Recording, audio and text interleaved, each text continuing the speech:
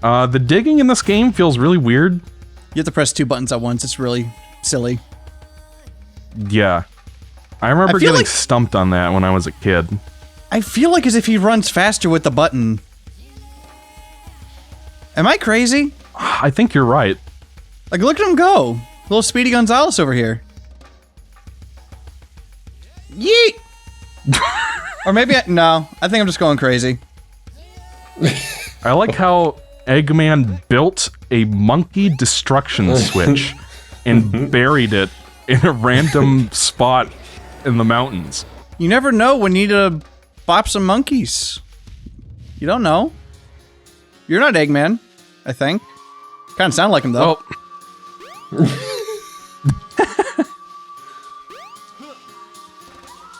What the fuck? Oh, it didn't work until you got close. He just blew up! Oh my god! Alright, let me get this here. I think you already got it when we did the... Oh no, you tried to get it during the Sonic playthrough, but you couldn't. Yes. Look at that wallpaper background. Is that possible to get a Sonic? I'm sure.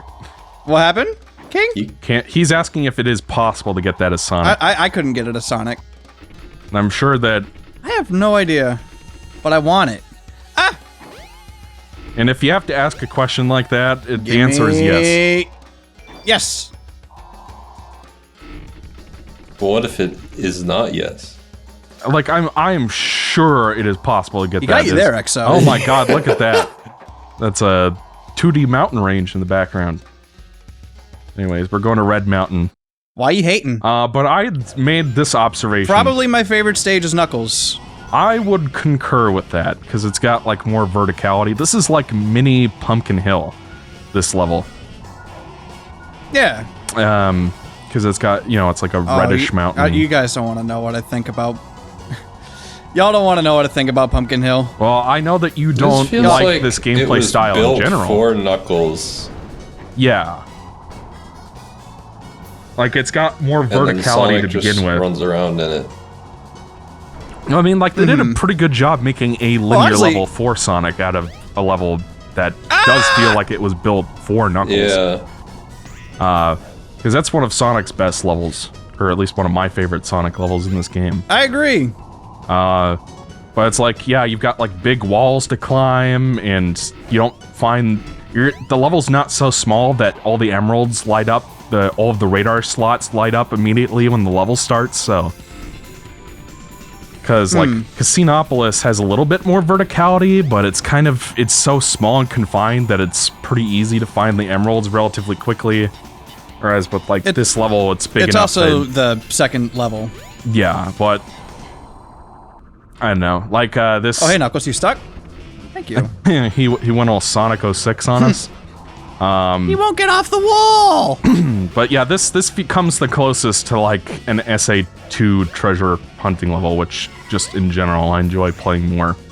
Because I made this comparison the last time we recorded, where it feels like when you're used to playing SA2 treasure hunting stages and you understand how they work and you get the engagement you're supposed to get out of them, coming back to this is like swimming in a kiddie pool when you're used to an Olympic swimming pool.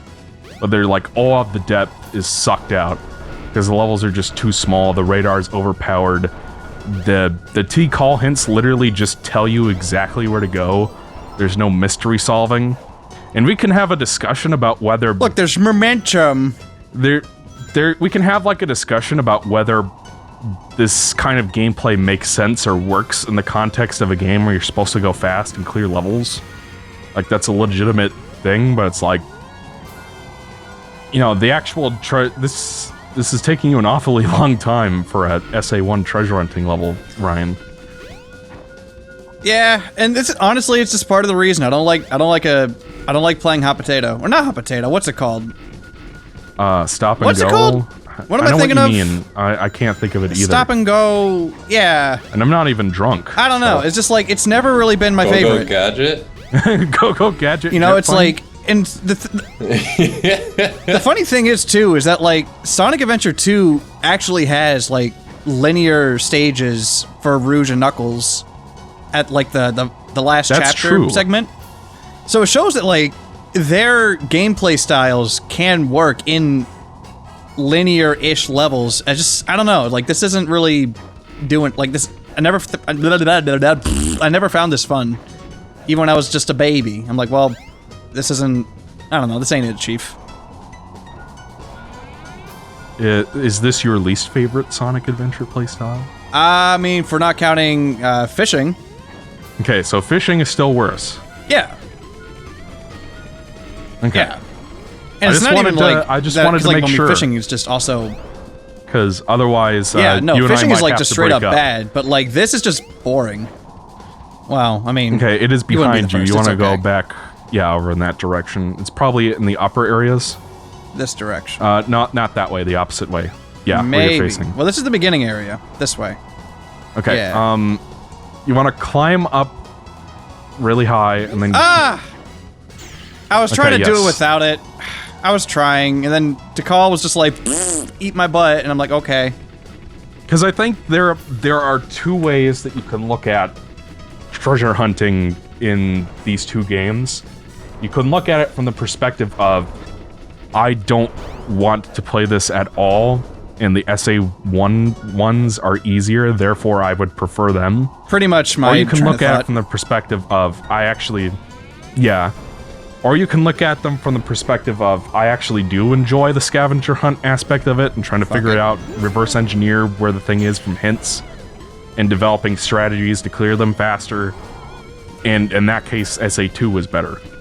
And I fall into that second category, and I'm pretty sure King does as well.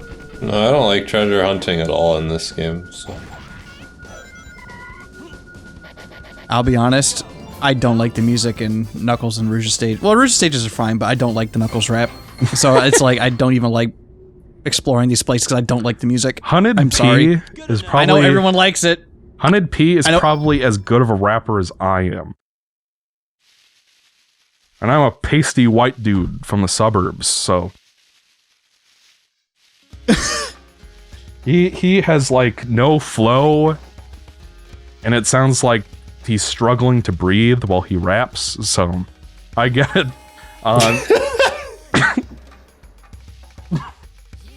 Whee! The train headed for Station Square will be I don't know. I just never liked it. And like that's part of the reason why I almost never go back to... I mean, I like Sonic Adventure 2 a lot. Yeah. I like what it tries to do and everything, and the story it tells and all that. But honestly, like, Rouge and Knuckles kill it for me, especially Rouge's stages. Because each one has, like, some sort of, like, bullshit gimmick. And I don't like it. Yeah. I don't like the stupid beetle. I don't like the vaults and the Well. 5-minute time limit. I don't like the mad space. Fuck it. I don't like it's it. like if you die in Security Hall, you just respawn and the timer refills. So it's like, is it really the end of the world if you die once? It's not like they make you redo all 3 emeralds if you run out the clock. I just don't like it. It's not fun. Fair And enough. then Eggman's screaming at you. I'm like, stop! You took I'm just trying to do longer my than you were thing. Leave me supposed to. alone. Stop yelling at me! This is why we broke up, Ryan. Well, at least I have closure now. And this is why I took the kids. Damn you, EXO! Give him back! And that's right, I have custody of King and Ryan's kids. Somehow. How does that work? Exactly. You know, we had kids. King, I didn't know how to tell you. I'm sorry. Man. And somehow these two Listen, men maybe had if you didn't divorce biological me- children together. Are you gonna set our kids against SA2? Is Yes. this what you're gonna do? Yes! Now, Daddy likes this terrible game called I will Sonic raise them Adventure to play 2. the superior game. Knuckles, did you let him trick you? You weren't. Like you. Oh! His face. I've got 4. 4 lovely emeralds. 4 emeralds.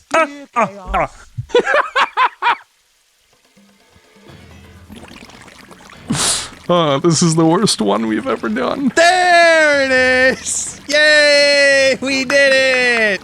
I like how I'm surprised it took this long. why Chaos 2 looks like a jester. What's going on there?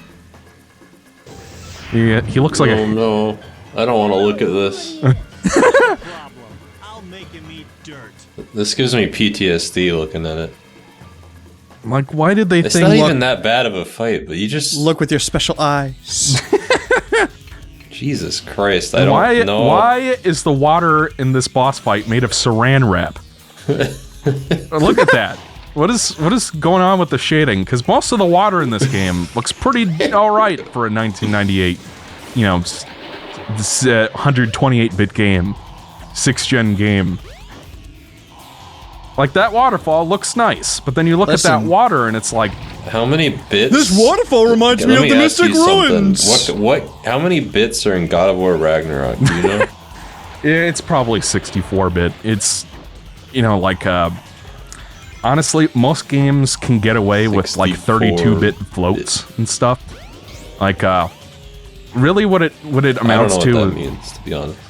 Okay, so there are several... Take us to school, Exo. There are several... What the hell are they called? Primitives? I don't know, which are you basically know. the building blocks of structs and classes. You have integers, floats, strings, characters, and those are kind of like the big ones. Oh shit, yeah. I'm even more lost now. Okay, so an integer is a number without a decimal point on it. So like, for example... Okay, yeah, I remember that from high school, yep. So okay. the ring counter in the upper left is represented by an integer whose current value is 14. And there is a separate variable called the max ring count that is 999. So that's like the biggest amount you can have. You can't have half a ring, so it's represented by an integer, if that makes sense. Whereas the time in the upper left is represented by float, which is a floating point, which is basically a value with the decimal point at the end of it. And the 32 bits determine how many variations of a decimal you can have. Like, and I think, like, I don't know this exactly. There's going to be a programmer in the chat who's going to tell me how it actually works, but I think, like, internally, inside the computer, it's represented like a scientific notation number, where it's like a 1.02 times 10 to whatever power. That's how floats are represented internally, more or less. So, and then, like, basically they have the number of seconds, and then they convert that to hours, minutes, seconds, and whatever. I've programmed timers for back when I was in school, and that's how I would do it. What is the bits? Is that the timers? Okay, what? so what the bits are is you have zeros and ones, and each one of those combinations of zeros and ones derives some kind of value for whatever primitive it is. It's kind of convoluted. When you get down to bits, that's like lower level programming, and I don't know much about that. But it's like, basically, you would think about it like 32 factorial, and that would tell you how many possible combinations of whatever you can get. Like, I just typed in 32 factorial, and I got 2.63 times 10 to the 35. Like, that's how many possible combinations of bits there are with 32 bits. I have a feeling that you guys are still lost, even if... Basically, all the bits do is determine how... What does a bit determine? It determines, like... Let me look this up. What is int.max, again, in 32 bits? Int.max value in C is 2 to the power of... Okay, unsigned is 2 to the power of 32. 2,147,483,647. So that's the highest possible number you can represent with an int 32. So, like, and then you can have any number in between 2 billion and whatever in 0, if it's unsigned. If it's signed, which means you can have negative or positive integer, then it would be like half of that both ways. So basically what the bits do is they determine how big of a number you can represent and hold in one variable. Is that simple enough? No. Like with... Okay, so like why if you do have they an call 8... it... What's... If you have an 8-bit integer, for example, an unsigned 8-bit integer, which means you can only have positive, you could represent any number from 0 to 256. 256 is the biggest possible number you can represent with an 8-bit integer. Whereas with a 32-bit integer, you can go up to like 2 billion and something. If that makes sense. So with a 32-bit integer, you can represent. But is this like purely for like, what would that make the difference between an 8-bit game and a 32-bit game? Is that only graphically or like? In programming, you have these things called structs and classes, which are basically more complicated variables that you can have. And usually a class or a struct will have like a bunch of different things hanging off of it. Like, for example, in Final Fantasy XIV, a class might be a job in the combat system. Like, you'll have like the Dark Mage job. Is that foreshadowing? And then you'll have like the health. The health will be represented by an integer, and your max health will be represented by a different integer, which determines like for clamping and stuff. And then you'll have floats that determine like their speed, if that makes sense. Like, you have a bunch of different variables attached to another variable, which is like the class or the job for the character, and then like all the other stuff hangs off of it. And like your ability to represent bigger numbers is determined by the bit size of the primitives involved, if that makes sense. So like, for example, 8-bit color. Like, all of us are using monitors right now that are 8-bit color. Because they are 8-bit, the RG and B values can only be represented up to 256. Which means that like the R value can be anything from 0 to 256, with 0 being darker and 256 being the brightest it can possibly be. And then you have a combination of RG and B values that determines the shade of a given pixel. Each of the subpixels light up accordingly. But if you had 32-bit color, hypothetically, which is not really a thing most consumers can get, then you could have a huge dynamic range that goes from 0 to 2 million and something. You'd be able to represent like crazy variations in color. But at that point, the diminishing returns would be so big that most people wouldn't notice it anyway. It's like high dynamic range. When you play your games in high dynamic range, you have 10-bit color, which increases it from 256 shades to 1024 shades. And even that is like a huge difference. That's why it's called high dynamic range. Oh my god, his eyes! I don't know why we're talking about this during our Knuckles playthrough. I guess it shows that, yeah. I don't think I internalized the word you just said, but it's pretty fascinating. Yeah, because I was about to say, you're speaking a completely different language from me. So, but the point is, for those in the audience who are curious about, like, what the bits means, that's the gist of it. You can represent more variations in a number or something. Oh. Well, that's interesting. How many bits did it take to crash Sonic Adventure DX, do you think? Well, let's try that again. Yeah, go ahead and stop the recording. We'll be right back, folks. Can we keep the audio going? Sure. If you guys want to keep talking about what a bit is. As long as I don't have to do any work right now. Eric is currently... I'll put up our animated background. Eric is currently going to school for artificial intelligence, machine learning. Shows you how smart my brother is, but... That's funny. He had to take, like, a low-level programming class where he had, like, some kind of, like, tiny computer chip, and I barely understand any of this, and I've actually done higher-level programming stuff, so I'm more equipped for that. But he was given an assignment where he had to make sure, like, he had, like, a little chip, and he had to send the bits to it to make it light up a certain way. Like, the fourth bit has to be a 1 in order for the light to go on. Stuff like that. Like, he had to work at that kind of level in, like, machine code as part of his training. Okay, I'm gonna hit record. We're recording. I want to see where this left me, so, also, when I said that was funny, I was watching the playback, and I saw the crash. I wasn't talking about how it's funny that your brother's getting into artificial intelligence. I think that's really cool. I'm gonna cut all of this out. Just wanted to clarify that. Because Eric, it's not interesting. Eric, you're really cool, and I think you're really funny. Hope you're doing good, man.